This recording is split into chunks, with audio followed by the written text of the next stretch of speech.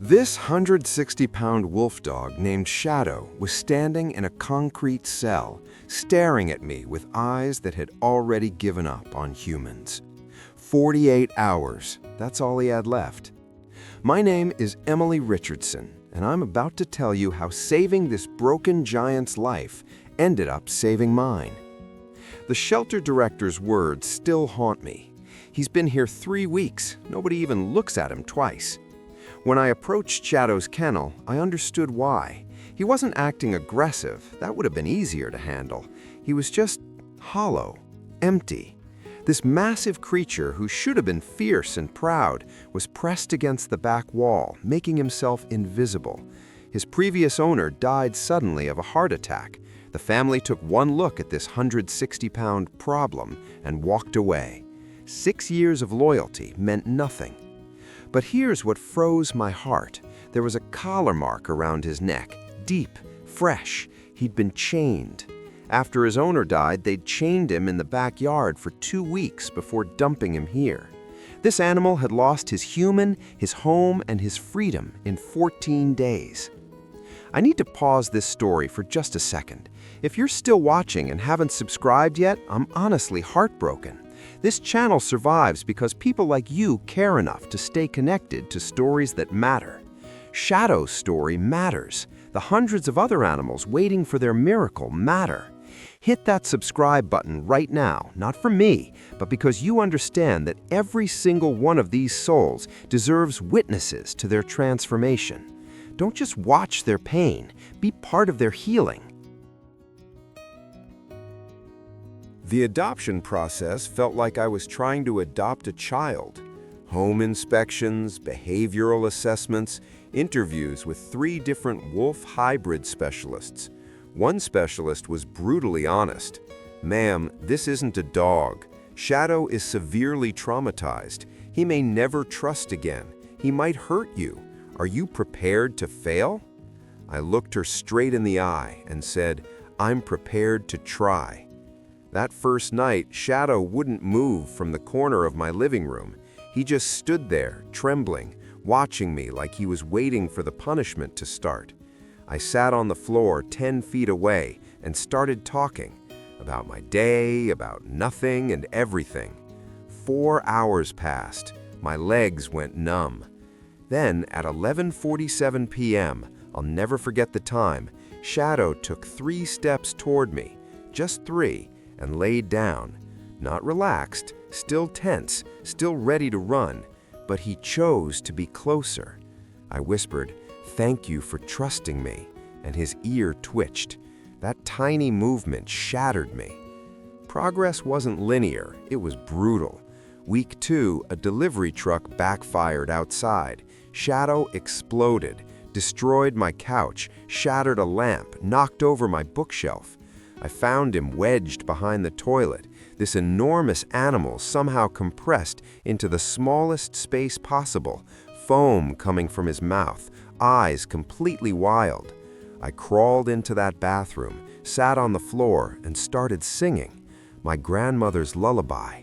I sang it for 3 hours until his breathing slowed, until those terrified eyes finally found mine, until he remembered he wasn't alone. The moment everything changed happened on a Tuesday. I'd just lost my job, budget cuts. I came home, slid down the kitchen wall, and completely fell apart. Ugly crying, the kind where you can't breathe. Shadow had never approached me when I was emotional before. I think it scared him. But that day, something shifted. He walked over, pressed his entire 160-pound body against mine, and put his massive head on my shoulder. I wrapped my arms around him and sobbed into his fur. And this animal, this traumatized, broken, abandoned animal, he stayed. For 90 minutes, he didn't move. He just absorbed it all. When I finally calmed down, I pulled back to look at him. Shadow licked my face once, just once, and in that moment, I realized something profound.